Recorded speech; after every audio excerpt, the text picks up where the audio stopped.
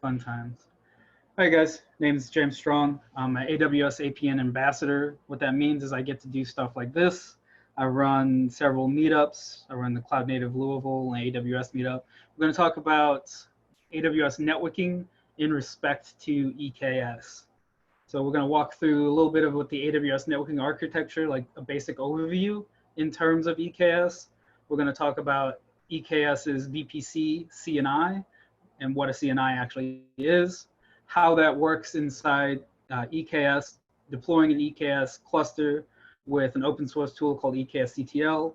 We're going to talk a little bit about Appmesh and the ALB controllers. All other ALB controllers is an open source project for deploying ALBs inside of Kubernetes in EKS clusters. Well, actually, any cluster that runs inside of AWS really doesn't have to be an EKS cluster. And then we'll talk a little bit about Appmesh and then just go through. So if you guys have any questions while we walk through this, let me know. And this is pretty free form, so we'll go through it that way. So the network. And of course, my clicker doesn't work. That's the first thing that fails, right?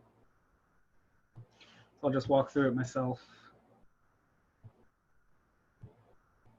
So we're going to define this in terms of EKS CTL. Again, like I said, that's the open source tool. And we're going to walk through the defaults that it sets up for us. And we're going to do a deeper dive through each one of those sections. So when you deploy a cluster in the EKS CTL, you need to deploy it into a VPC. So it deploys, if you don't have one, the defaults, it will deploy a VPC for you with a 192.168/16 range. And then it runs in 3 modes across at least 3 availability zones. So you'll have 3 public, 3 private subnets, and then 2 reserved. It'll also deploy a node group for you. So that's the EKS workers, that's the Kubernetes workers, with at least an M5 large if you don't tell it. Again, this is all of the defaults. These are all configurable in a config YAML that EKS CTL gives you.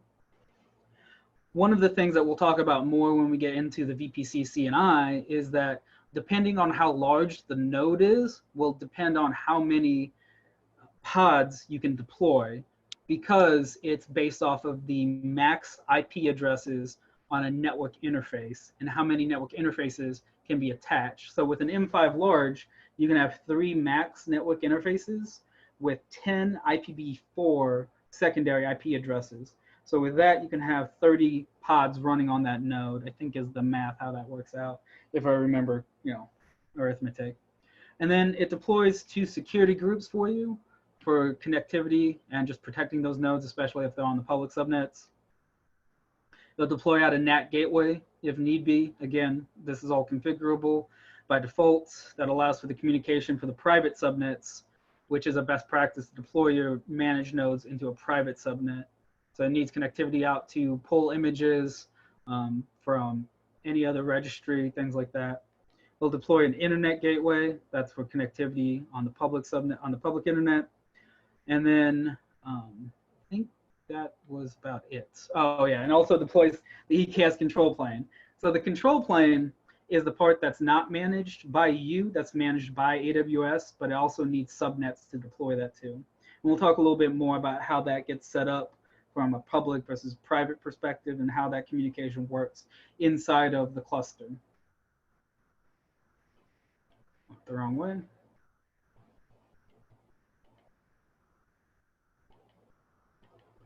Still going the wrong way. Sorry, guys. Oh, okay. I remember this slide now. It breaks it down. So when you're deploying it, you have the 2 modes that we talked about, public only, private, and then a combination. So that's 3. Again, math's really hard. So if you tell EKS to deploy a cluster and it is in public only, it'll deploy it to those public subnets. Now, the kicker with that is that it's on the public internet. It's accessible. You can control that with security groups and access control lists, but your API endpoint for your Kubernetes master is going to be on a public subnet and have an internet routable address. That's on the public only. Now you can do a combination of public and private, where the combo will put your EKS worker nodes in private subnets. Again, your managed node is still in public subnet. Could have some security issues with that. or you could do private only. The drawback on this one is that in order to have connectivity to that EKS control plane, you have to have access inside of the VPC. So that's setting up either VPN to get connectivity to it, SSHing into a Bastion host so you can have access and run Kubernetes kubectl commands. So there's trade-offs, right, from whichever one you're going to use. So that was the overview of just from a networking perspective what EKS-CTL will give you. When you deploy a cluster, you also, and I think Tyler said something about overlays. The nice thing about EKS and how it's set up from that perspective is there's no overlay network. The way that they do that and they control it is with secondary IP addresses on all of the network interface cards. And the way they do that and control it is with the VPC CNI. So we're going to go ahead and walk through how that works. So from a CNI perspective, that's the Container Network Interface Project. That's an open source project that's backed by the CNCF. What that will give us with AWS, AWS has its own VPC CNI project. Other vendors do. They have open source one. I think VMware has one. I can't remember what VMware's particularly is, but there are lots of other CNI projects out there. And the Cilium, that's the one that I'm a big fan of because it uses ePBF. A couple others, I can't remember what the names of them are off the top of my head, but yeah. So AWS has their own, it's open source, it's out on GitHub, you can actually look at it. But with it, you get the availability of the AWS network because it's directly on the AWS network. So it's inside the VPC network.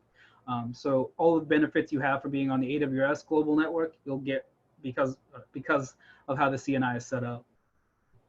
You get the low latency, again, because of that benefit of being on the AWS network, and there's no additional overhead from being on an overlay network. Get the minimal network jitter, again, one of the benefits of being on the AWS global network. And then you can apply AWS VPC best practices into your clusters as well. So, okay, I forgot how the animation worked, sorry guys. It's AWS native integration. So since you're directly on the AWS network, you can do some of the same things that you would with the VPC network. So you can integrate with VPC flow logs. You can see the communication because it is a real IP on the AWS network. It shows up in the VPC flow logs.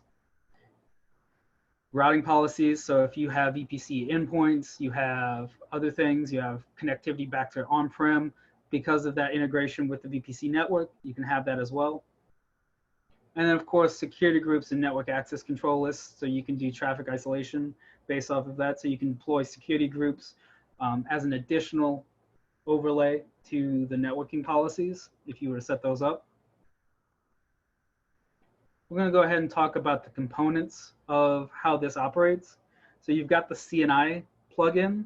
So that plugin is responsible for the networking stack on the pod. So it's running as a daemon on your EKS nodes, so that when a pod comes up, is scheduled to the node, it's responsible for creating the interfaces and wiring up the namespaces for the pod.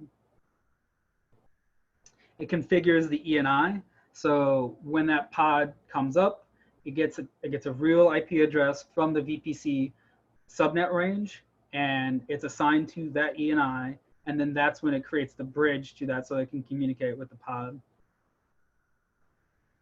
And then IPAM-D is the second portion of the networking configuration. So because it has to keep a pool of those IP addresses, it has to be able to manage those, what's available on the node, and have that communication. So these two work hand in hand. So it's responsible for assigning out the IP addresses that are available. So when you provision a VPC, you can set up the VPC subnets, and you have to make it large enough so that you can run your workloads, because the IP addresses for your pods are going to come from that pool of IP addresses. There you go, pool of IP addresses. So we're going to walk through how this process works when we have a customer VPC, which is going to give us a subnet of 10.200.1.24.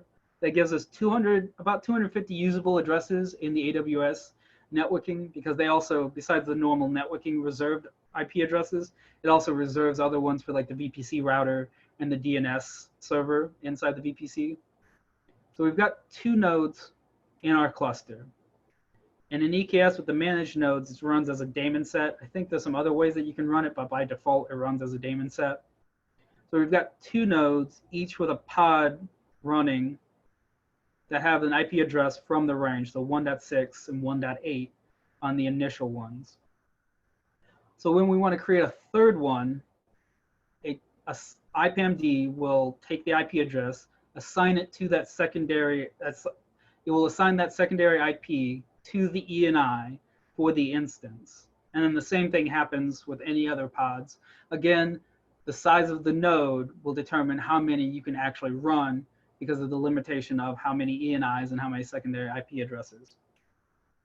So when the number of pods running on a node exceeds that number on a single ENI, the CNI will actually go and allocate a new network interface, attach it to the instance, and then go and manage and add more IP addresses from the VPC subnet. So this is all managed behind the scenes. You wouldn't need to worry about that. Just as an administrator, when you're first setting this up, that's when you have to be concerned about the size of the subnet, how many nodes you're going to run in the cluster, things of that nature.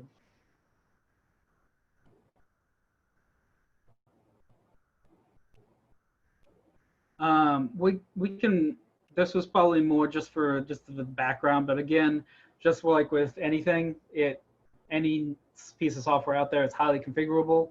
So we're just going to run through real quick some of the configuration options when you do a deployment. Hello. I'm going to turn that off so it doesn't happen. Can I do that from here? Participants, more.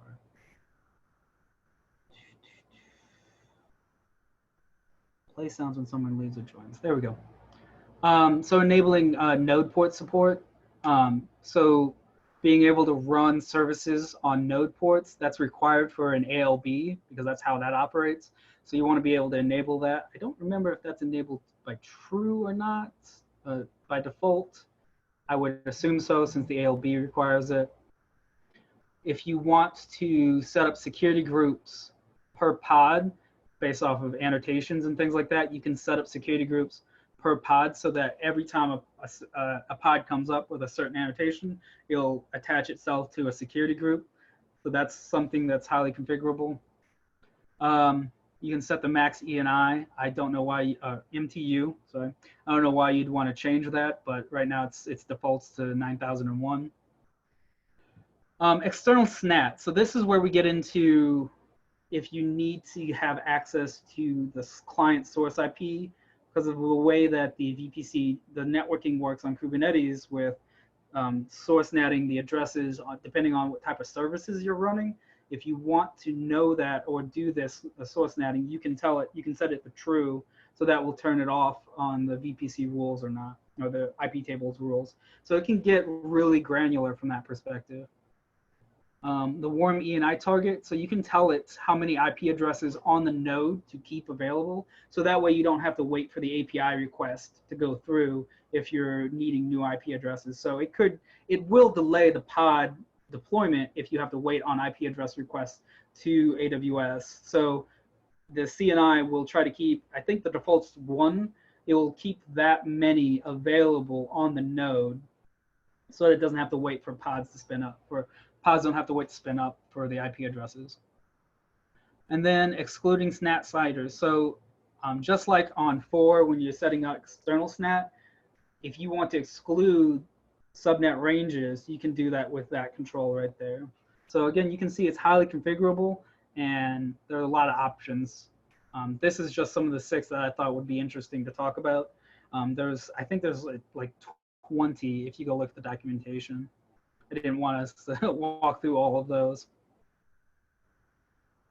So let's go ahead and talk about what it actually looks like from a network control plane perspective and a cluster runtime perspective. So when you're looking at how the control plane, since it's managed by AWS, how that communicates with your worker nodes inside of your VPC. And if you guys use, if anybody uses like WorkDocs or I forget what AWS's VPC, not VPC, AWS's managed VDI instance is called, it does networking kind of the similar way.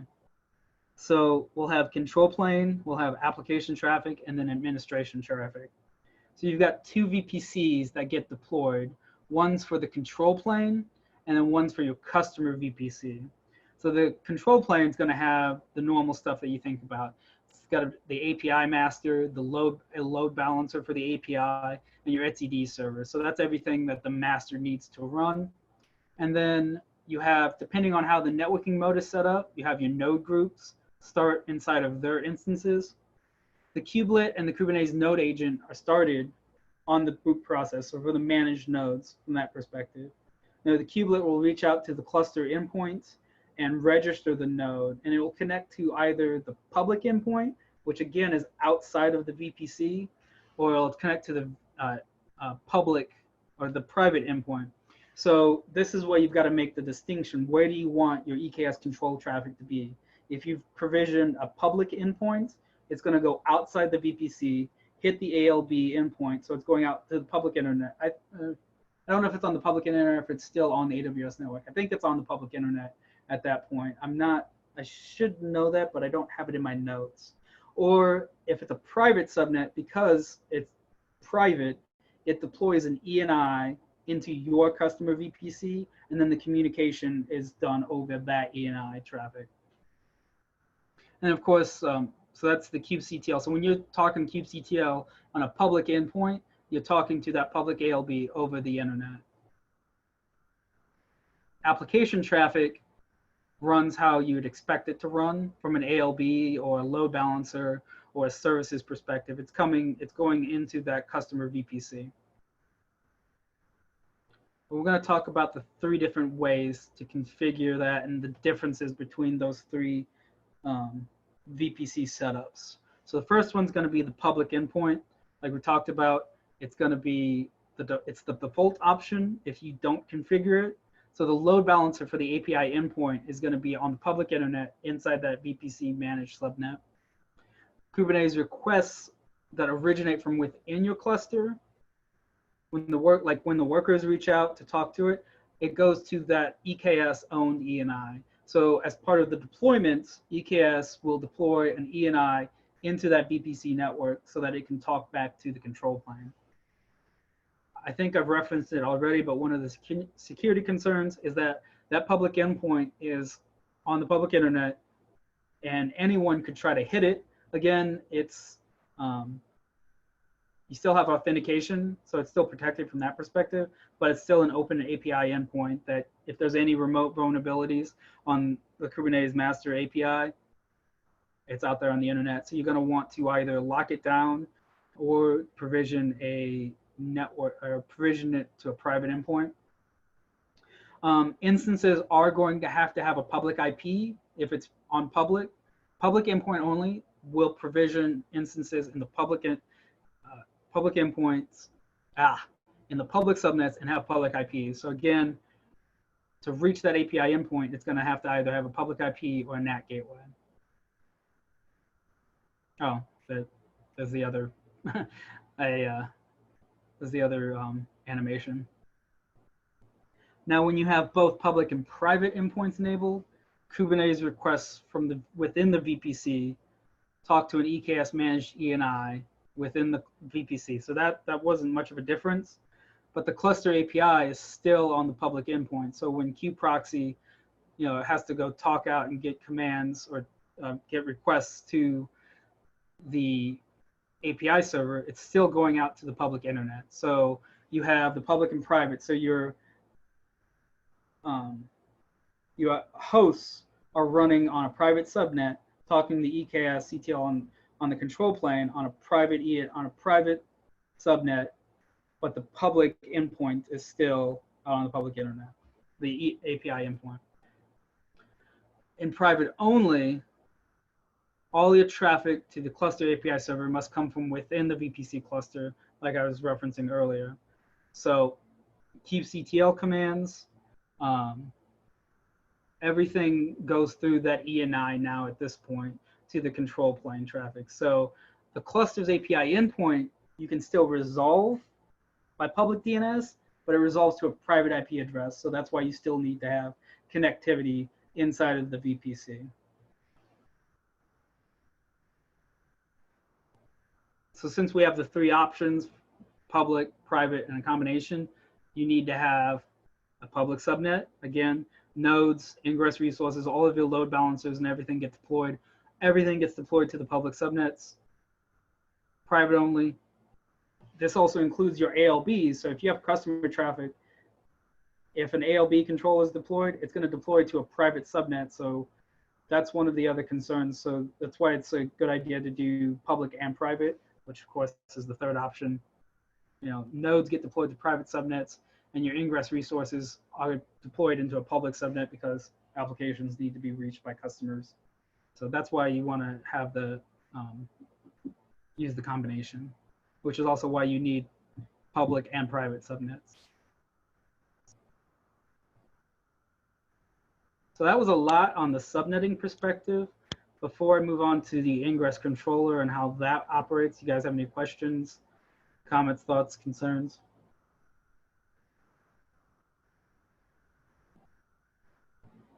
No? Okay. I'll keep rolling through. So when we talk about the AWS ALB ingress controller, so the ALB is the AWS's application load balancer. So what that allows us to do is it has a lot of advantages over the ELB. It has what's considered target groups. The target groups allow us to operate based off of node ports, and node ports are just opening up the ports for a specific application and be able to reach it across the cluster. And then we can route based, we can do host-based routing, we can do path-based routing based off of that with rules from the ALB. The ELB only does IP address routing, so it will just route whatever request to any endpoint behind it. So you can't do host-based, you can't do path-based, and you can't do port-based routing with a classic ALB. So we're going to go ahead and walk through what the ingress controller, what that allows us to do is when I define a service in an ingress in Kubernetes, it will spin up an ALB for me and then map the endpoints of my services without me having to do anything or manage anything. So from Kubernetes YAML manifest for an ingress controller, we'll provision an AWS ALB and then set up all of the routing rules for us. So if I've got three services up here, ping, data, and admin, deployed as services with node ports running, it will deploy the ingress controller for, the ingress controller is a piece of software that runs inside the kube system namespace. It just watches for requests from the API server for ingresses. So I provisioned a service with an ingress rule, and it will provision the ALB for me. So provisions the ALB, and based off of the target groups, if I've got a target group set up for each one of these individual ones, which could be it translates to routes, it will also provision the rules for me. So each of those individual rules, I think in this example, I used host path. So I have an API, so myapi.com/ping/data/admin. And so with those ingress rules, when it sees that path come in for a request, it's going to route that based off of that rule that the ingress controller had set up for me. So as I was talking earlier, when you use the ALB, there are three types of services. I probably showed three services in here, but I didn't because I was just focusing on the EKS stuff. But you have node port, cluster IP, and I am blanking on the last one. I'm blanking on the last one. But the difference between a cluster IP and a node port is a node port will provision a single port that is unique across the cluster. So in our example, I provisioned, I think it's 30,040. So it's a high-level port across all nodes in the cluster that are specific for that instance of that application. So if I were to hit an instance, the IP tables rules will route it to wherever it's sitting. So from that perspective, there is drawbacks to having a node port if you're using just node ports, but because this is managed by the ALB, we don't have those issues.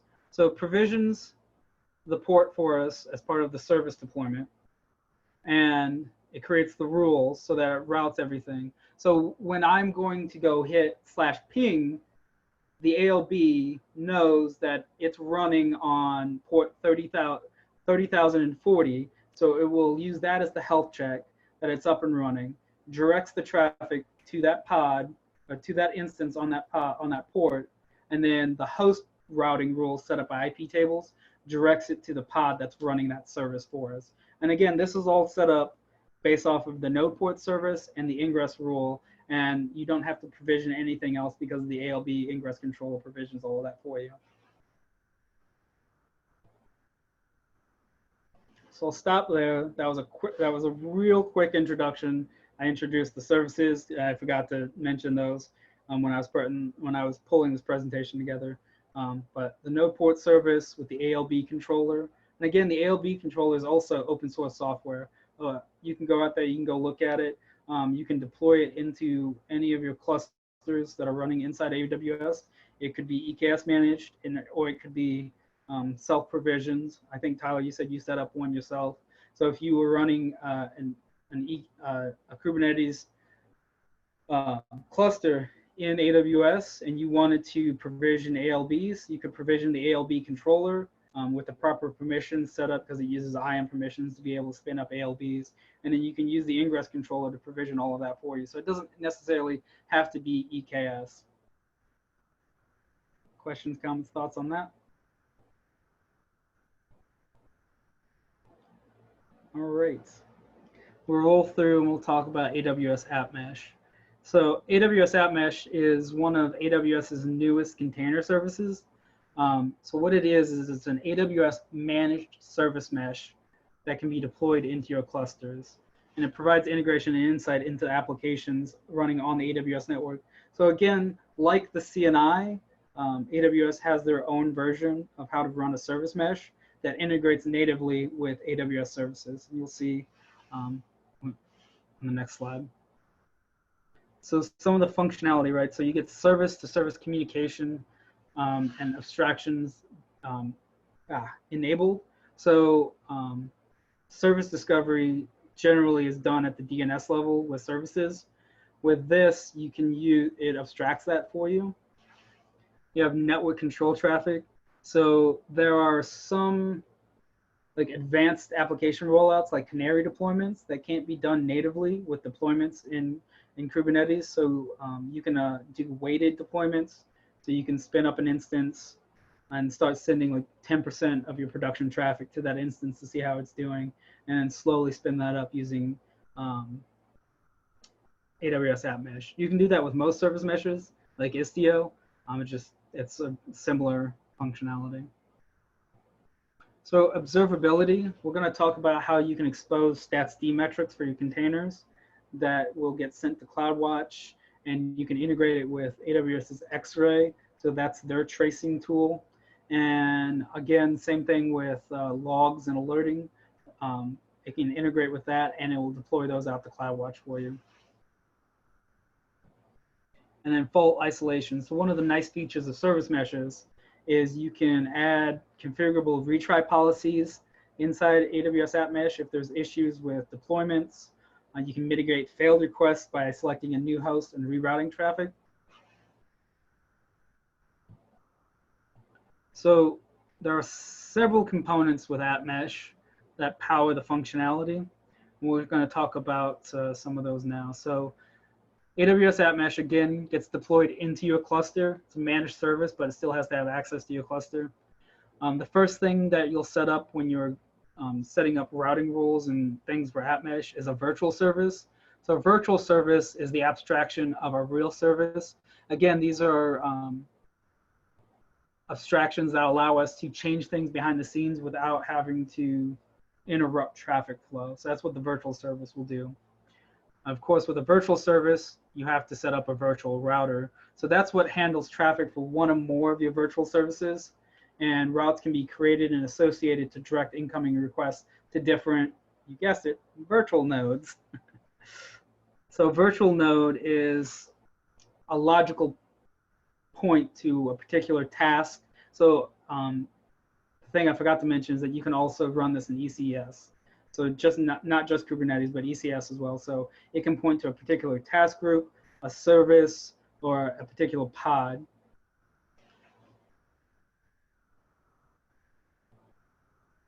So all of this is done through controlling and proxying the traffic on a pod. And the way you do that is when you deploy an Appmesh, you also have to deploy some sidecars into your pods. And it does that and injects it for you. There's some tools inside of Kubernetes with the emission controllers that it will inject these sidecars that we're going to talk about.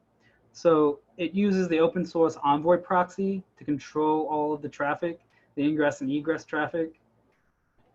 It also will emit the statsd metric. So all of the traffic that's happening on the pod in the application gets emitted out to statsd, which again gets directed out to CloudWatch for metrics. It also will set up and proxy the X-ray. They have an X-ray agent sidecar running that it will set up. So X-ray is, I think, a lack of a better term, like Jaeger for tracing. So it'll set a tracing token as a header so you can understand the flow of what's going on inside of the application requests, and that will push it out to X-ray. And of course, the application logs get pushed out to CloudWatch. So when you deploy Appmesh to a cluster, it sets up and injects those sidecars for you.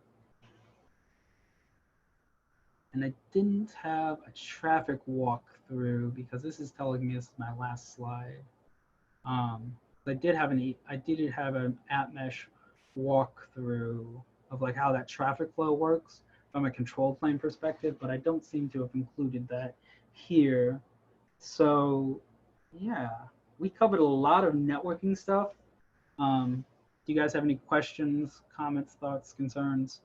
You want to stop listening to me talk? That was interesting.